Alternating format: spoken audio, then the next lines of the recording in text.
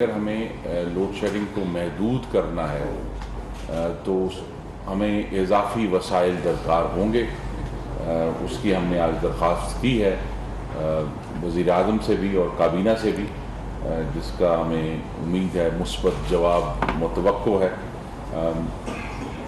کابینہ کو یہ بھی رپورٹ کیا میں نے کہ 31 مئی 2018 کو جس دن مسلم لیگ نون کی حکومت نے اپنی مدت مکمل کی، اس دن ملک میں لوڈ شیڈنگ صفر تھی اور ملک میں طلب سے زیادہ جو سپلائی تھی بجلی کی وہ موجود تھی.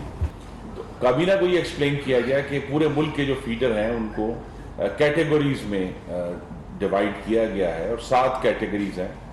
پہلی کیٹیگری اے ہے جس میں جہاں لائن لاسز یا خسارہ جو ہے بلوں کی بازیابی وہ 10%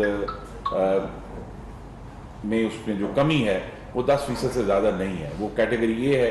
اسی طرح کیٹیگری بی جو ہے وہ 20 ہے، کیٹیگری سی 30 ہے.